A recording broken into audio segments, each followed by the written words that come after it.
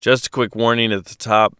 This episode includes depictions of violent acts and some strong language. As such, it may not be suitable for children. Welcome to Middle America.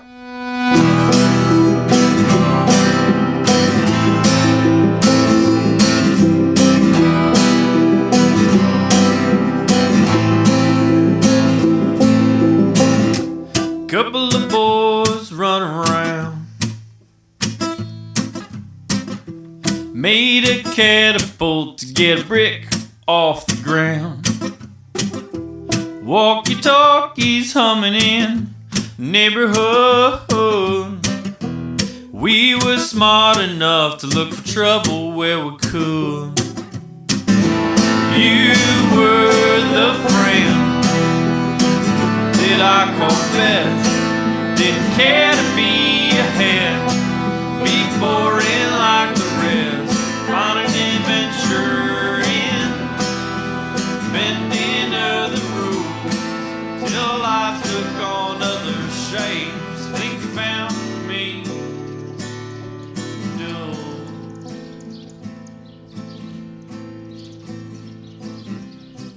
I was 10 years old, and my best friend of the last 4 years, Ethan, had recently moved 100 miles northwest to Moline. For a fourth grader, this might as well have been the moon. Part of our bond had come from a pairing of personalities, but some of our bond had, of course, also come from our shared school and the proximity of our houses in the neighborhood. So with Ethan's departure came my own social stretching. Jake was another boy my age that lived a few doors down. He lived with his grandparents and his aunt. His dad lived down the street a few blocks further, and his mom lived somewhere across town, but I don't remember Jake staying with either of them much. Jake went to a private school instead of the public institution that I attended, and this is the difference in routine that had caused us to be slow in striking up a friendship. With my former number one out of the picture, Jake and I began spending most of our days after school and on the weekends together. The bulk of this was spent playing make-believe. The unplugged treadmill in Jake's grandparents' garage would become a spaceship or a time machine throughout the summer months. The gray plastic monstrosities' handles, buttons, and dials were perfect for setting the scene, while the shade and concrete kept us cool. Jake's elegant and smiling grandmother would pop out now and again, serving up lemonade and snacks from the connecting kitchen.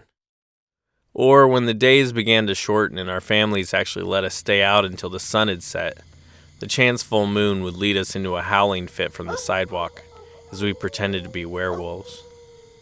Sitting at the front porch and at a quiet distance, Jake's grandfather's cigar embers would wink, from dim to bright and back to dim again.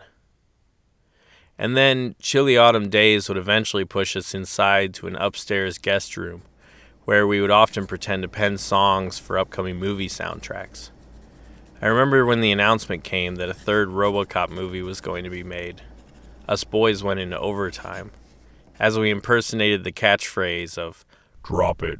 Jake's rowdy yet warm aunt chuckled and encouraged us from down the hall.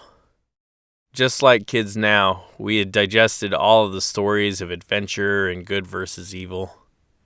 Whether it was our early diet of Transformers and He-Man, or our later diet of Sigourney Weaver's Alien movies, we wanted to laugh in the face of danger and against all odds crush the oppressive, villainous forces in the universe. As we entered into the 90s, gangster rap had started making its way out to the quiet neighborhoods in the Midwest. Jake glorified the themes behind artists like Tupac, NWA, Naughty by Nature, and Public Enemy. Soon we had formed what we called a gang. Just the two of us sitting on a curb in a middle-class residential neighborhood, determined to follow in the footsteps of these famous musicians and protect what was ours. I had no idea what this meant, but we talked tough to each other and strutted with puffed-out chests between our houses. The height of our fantastic drama came one Saturday when some older kids, and I imagine them to have been early 20-somethings, renting a house on the corner, pretended to kidnap a girl from the block. A swarm of grade school children congregated around the house as the 20-somethings wielded ketchup-covered knives at the windows and BB guns upon the steps. It must have been a real hoot for the young adults, one of whom we discovered later was a cousin of and had orchestrated the prank with the young girl. But to Jake and I, this was the evil that we had been preparing to stand against. We ran, circling the block, and gathered our families to save the poor child from these beasts. Whipped into a frenzy, we related the terrors that awaited at the corner. Jake's grandparents and my parents rolled their eyes before giving the young residents on the corner a stern talking to. But in our minds, we had done it. The gang stood victorious. The hood was safe.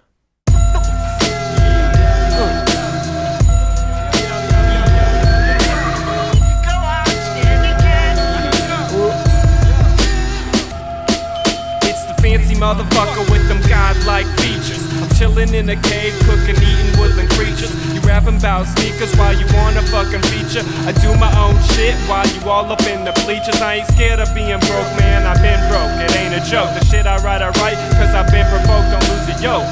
Bitches like me cause I look like Macaulay Culkin, and I'm home alone, so they call me on the phone like, what are you doing tonight? I think I just might show up at your door with no clothes and we can take some photos. I do karate on a bitch like I'm in a dojo. I think I love this chick, but I don't really know though. I keep it on the low, when I speak it's like I'm praying. So if you don't understand the words that I'm saying, it's cause you ain't supposed to hear the shit that I'm saying. I ain't playing, leave you in the dirt laying, motherfucker.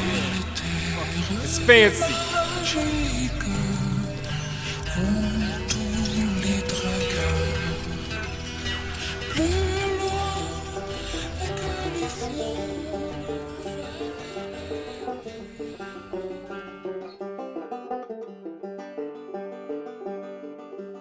It was 1931, and Bernie Shelton and his brothers were sitting pretty at the height of their powers.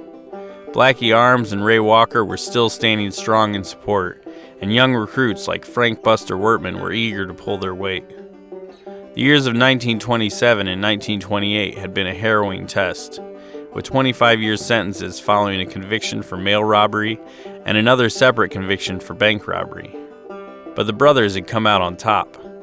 After the key witnesses of Charles Berger and Art Newman were exposed for their roles in the murder of the West City mayor, Joe Adams, the tide had turned, sending the mail robbery trial into a new trial that never came to be, and the bank robbery trial into an overturned verdict at the Illinois Supreme Court. The murder of Shelton friend Mayor Joe had then led Berger to the end of a noose, and the Sheltons to be nearly unopposed in their control of the Underworld in downstate Illinois. The East St. Louis headquarters of the Sheltons in 31 was a lawless city with a booming economy based on the sales of horses, mules, hogs, processed aluminum, roofing material, baking powder, paint pigments, grain, and coal. All of this was made easier by the city also being the largest railroad hub outside of Chicago. There was money to be had, and when it came to booze and gambling, the Sheltons were getting it. Their entrance into gambling in my hometown of Peoria in 1930 had been smooth enough as well. Clyde Garrison, the gambling czar here in Peoria, had been nearly abducted by Chicago gangsters, and Garrison's wife had been murdered in the exchange. Seeking protection, Garrison had then called upon the Sheltons. The partnership worked. Even the Chicago gang led by the revered and feared Al Capone, who would be entering prison on tax charges within a few months, knew striking into Shelton territory was more trouble than it was worth. And if anyone felt that it was a Shelton world after all, it was Bernie Shelton. 11 years younger than the gang's leader Carl Shelton, and 9 years younger than senior member and middle brother Big Earl Shelton, Bernie didn't have quite as much of the earnest, hard-working farm boy in him. Contemporaries tended to describe Bernie as a lover of good clothes, big automobiles, wild parties, and beautiful women. When he wasn't living so loud, he was known to be quite the animal lover, prizing his golden Palomino horses above all. Bernie was only in his teens when his older brothers began conspiring, robbing, and doing time. By his early 20s, Bernie was becoming the intimidating muscle of the family gang while they ran a speakeasy at the corner of 19th Street and Market Avenue. Carl had the police and government officials on the payroll, and Earl was running loads of booze up from the Bahamas through Florida. Meanwhile, it was Bernie who was the protector of allies and eminent threat to competitors. After all, it's easiest to run a successful business when the environment and distribution are safe and stable. This is what Bernie and his brothers could better ensure than the police and local government, and this is why they had been so successful in all of downstate Illinois. As far as Bernie's cool was concerned, it didn't hurt that 1931 was a year of big Hollywood gangster films. Both Little Caesar, starring Edward G. Robinson, and The Public Enemy, starring James Cagney, were released, replacing the popular westerns and cartoons of recent years. And Bernie had his movie-worthy moments too. According to Carl Baldwin of the St. Louis Post-Dispatch, sometime shortly before February 2, 1931, the Sheltons had received an invite to do a business meeting at a speakeasy located at 330A East Broadway in East St. Louis. The invitation had been made by Joseph P. Carroll, an ex-policeman, gambler, and former partner of Bernie's over at Red Top Taxi Cab Company, and Tommy Hayes, a former gunman for the rival Cuckoo Gang. Carl suspected that Hayes coveted the Sheltons' position in the East Side market. As Carl and Bernie exited their car to approach the beer flat with their Thompson submachine guns in hand, a cab driver happened to pass by and give them a tip that they were walking into a trap. The brothers still entered the speakeasy, but now with guns blazing instead of hands held out. When 3 bodies were eventually found elsewhere, likely moved with the cooperation of local police, they included Carroll, a gang hanger-on named Theodore Kaminsky, and pawn shop owner David Hoffman, who was said to have simply been in the wrong place at the wrong time. Like death, you came for me. So like death, I will come for you. That hole that you dug in my chest, you cut the same in you. You held me from the life of the whole remaining on you and me. I'll be the thief beneath the floorboards and scratch behind a new brick wall. I'll be the raven at the end of the hall. Right, yeah.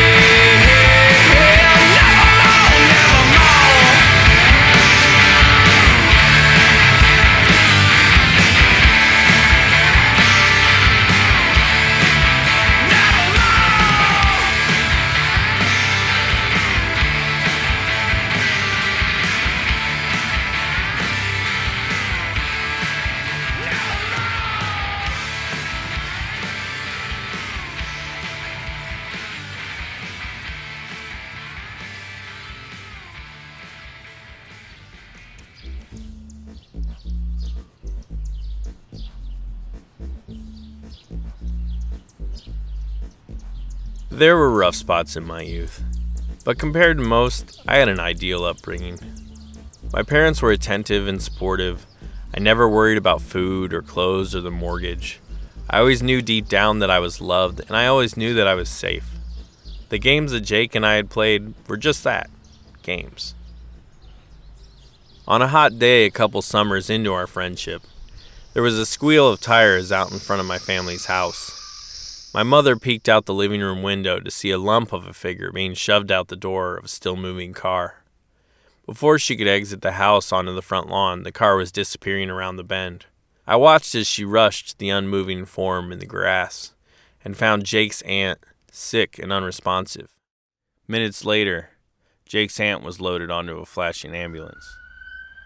Jake's aunt eventually recovered, but one tragedy replaced another with Jake's mother unexpectedly passing away. She had been drinking late with her boyfriend at their house across town when she tripped at the top of a flight of stairs. The fall had been fatal. I attended the funeral across town with my parents, and we offered our condolences to the family. Along with the sadness that circles around the loss of a young woman, there was also a high-pitched tension in the room, a barely audible hiss in the background. After the funeral, things began to change. One Saturday found Jake and I riding in the back of his grandparents' car innocently enough when I heard his lovely, gentle grandmother curse at a house out the left window. It seemed that the boyfriend was still living in the house where Jake's mother had passed away, but I didn't quite understand the ill feelings. And then it came out. What had been games for me had been a far more real venting of emotion for Jake. It was said that both of Jake's parents had issues with substance abuse. His father dealt out of his house down the street. It suddenly made sense why my parents wouldn't allow me to follow Jake over there on the few occasions that I was invited. The boyfriend of Jake's mother had been abusive. The rumor was that he was a violent drunk. Police began investigating foul play, and the family began openly condemning him. A year later, the boyfriend was taken into police custody and then convicted of murder, for which he received 50 years at Danville Correctional Center. It seemed that the hood wasn't safe, and the air around us hung itself with just a bit more weight.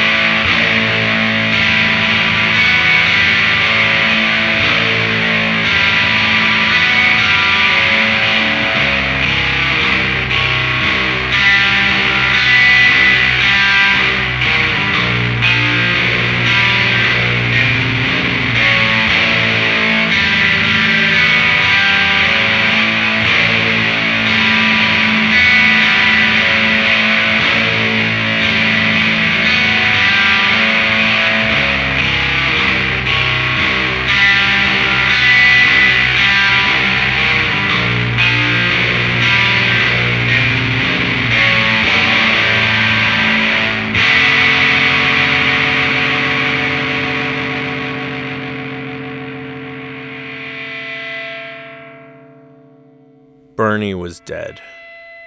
Carl had been murdered 9 months earlier. 2 years down the road, their oldest brother, Roy, who had never been an active member of the Shelton Gang, would be murdered while driving a tractor on his farm. Multiple murder attempts were also made on Big Earl, youngest sister Lula, nephew Little Earl, and longtime right-hand man Ray Walker. Prohibition had ended in '33, which severely cut into the take of the Shelton Brothers Gang. This caused the Sheltons to have some issues paying off officials as they had before. Likely not unrelated, Blackie Arms, Ray Walker, and Buster Wertman were then all caught and sent to prison after assaulting federal agents during a raid of a still near Collinsville. Arms and Wertman both wound up in prison at Alcatraz. In 1934, Carl, Big Earl, and Bernie then found themselves charged with federal tax evasion. The writing was on the wall for their time in East St. Louis.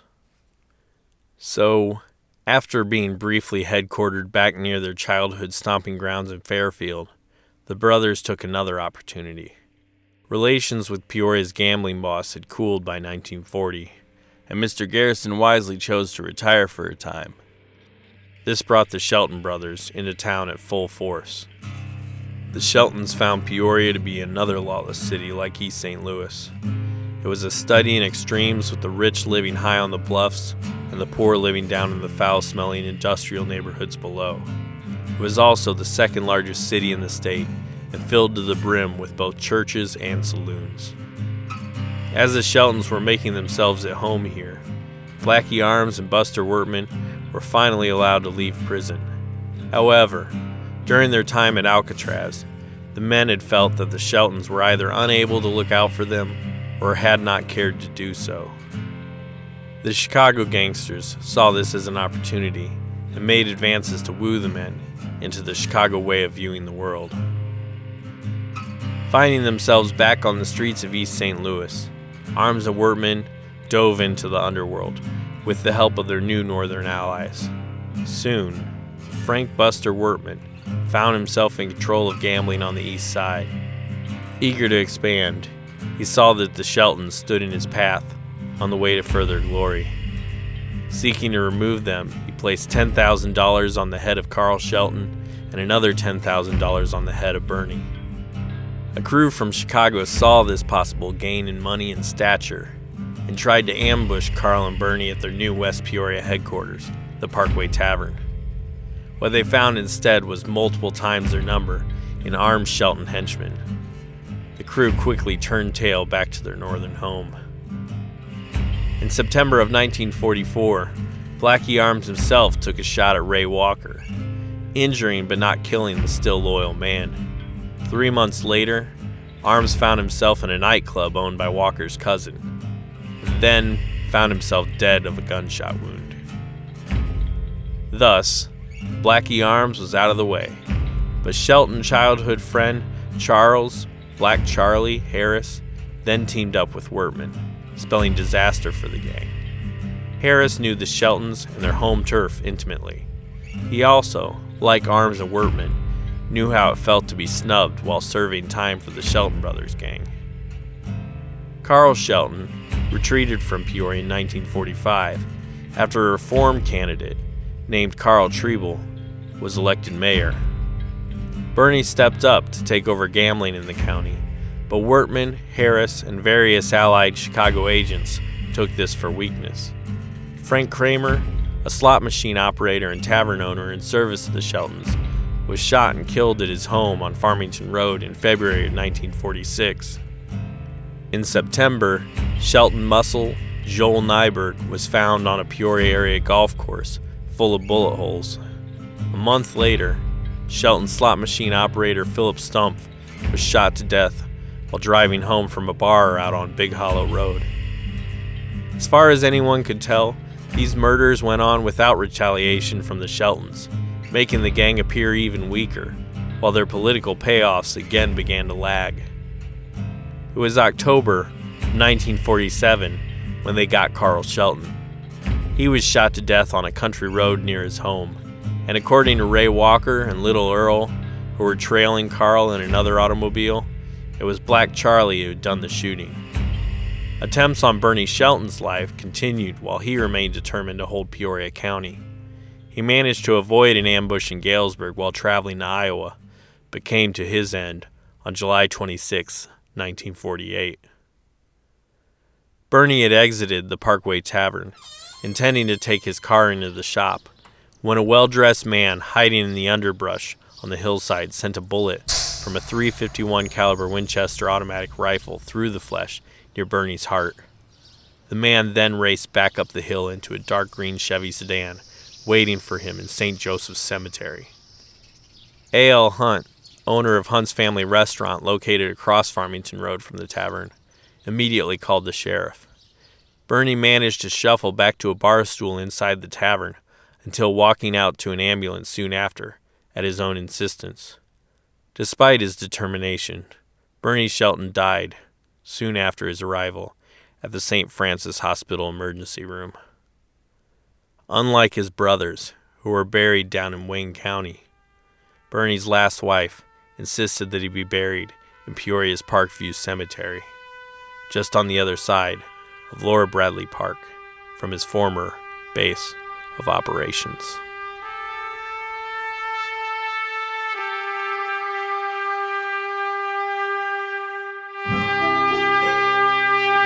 I could not believe the stars at midnight, the view from my front step, the simple things that I took for granted. In all those years I wish I'd left. Well, the people living steady, don't get too upset. Till the economy slows down, the road you go down might be the only thing you got left to call home.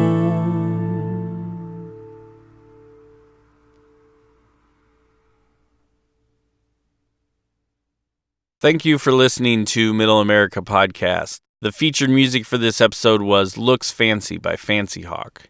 Everything else was created by Jared Grabb, along with Thomas Satterfield in appearances on drums, Chris Mackey in an appearance on guitar, Mark Perez in an appearance on trumpet, and Nate Kappas of Angry Gods in a performance of the instrumental guitar interlude Slow Burn. You can see a full listing of the music used in today's episode on the episode's page. Editing assistance was provided by Becca Taylor. If you would like to find out more about the Shelton Brothers Gang, I strongly recommend reading Brothers Notorious by Taylor Pensano. There's a lot in there, so you can plan on hearing more about Carl Shelton and Charles Berger down the road. A quick thank you to Earscum for the review on Apple Podcasts. It's a great way to help in getting this show out there to new listeners. If you enjoy this show, please rate and review this podcast wherever you find it. Or got a friend who loves 1920s Prohibition-era gangsters? Or maybe one who loves 1990s gangster rap? Tell them about the show. Last but not least, please go to the Patreon page at patreon.com/midamericapod. I will be posting exclusive audio and photos up there, and I want you to have it. Thank you. Until next time.